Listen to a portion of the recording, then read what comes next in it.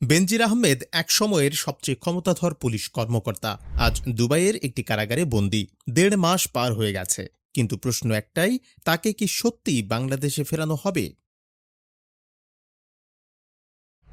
সংযুক্ত আরব আমিরাতের সরকার নীতিগতভাবে রাজি হয়েছে বেনজির আহমেদকে বাংলাদেশের হাতে তুলে দিতে। দুর্নীতি দমন কমিশনের মুখপাত্র নিজেই এই তথ্য নিশ্চিত করেছেন। কিন্তু নীতিগত রাজি মানেই কি তিনি কালই দেশে ফিরছেন? উত্তরটা এত সহজ নয়। ইন্টারপোলের রেড নোটিসের ভিত্তিতে যেসব মামলায় তাকে গ্রেফতার করা হয়েছিল সেই নথিপত্র পর্যালোচনা করে দুবাই পুলিশ এখন ঢাকার কাছে আরও তথ্য প্রমাণ চেয়েছে।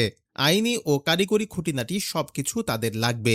ইতিমধ্যে ১৪৪ পাতার নথি আরবি ও ইংরেজিতে পাঠানো হয়েছে, আর দ্বিতীয় দফার প্রস্তুতি চলছে। কিন্তু এখানেই লুকিয়ে আছে বড় প্যাচ। স্থানীয় গণমাধ্যমের খবর অনুযায়ী বিনিয়োগের সুবাদে বেনজির আহমেদ তুরস্কের নাগরিকত্ব ও পাসপোর্ট নিয়ে রেখেছেন, আর সংযুক্ত আরব আমিরাতেও রয়েছে তার বিনিয়োগ। বিশেষজ্ঞরা বলছেন, যদি তিনি সত্যিই বৈধ বিদেশি পাসপোর্টধারী হন, তবে তার আইনজীবীরা এই যুক্তি দিয়েই প্রত্যর্পণ ঠেকানোর চেষ্টা করতে পারেন। মনে পড়ে আরাফ খানের কথা।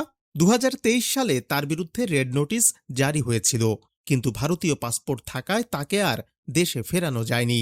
বিশেষজ্ঞরা আশঙ্কা করছেন, বেনজির আহমেদের ক্ষেত্রেও একই কৌশল কাজে লাগানো হতে পারে। তবে সরকারের সুর ভিন্ন। স্বরাষ্ট্রমন্ত্রী নিজেই বলেছেন, চুক্তি না থাকলেও জাতিসংঘ সনদ অনুযায়ী আগেও আসামি আদান প্রদান হয়েছে, তাই প্রক্রিয়া জটিল হবে না বলেই তার বিশ্বাস। আর অতীতেও আমিরাত থেকে একাধিক অপরাধীকে ফিরিয়ে আনার নজির আছে বাংলাদেশের। তাহলে চূড়ান্ত প্রশ্ন, কতদিন থাকবে? দুদক কর্মকর্তারা বলছেন, প্রক্রিয়া সবে শুরু হয়েছে, তাই নির্দিষ্ট করে কিছু বলার সময় এখনো আসেনি। তবে স্বরাষ্ট্র মন্ত্রণালয়ের একজন ঊর্ধ্বতন কর্মকর্তার ইঙ্গিত, আরও কয়েক মাস অপেক্ষা করতে হতে পারে।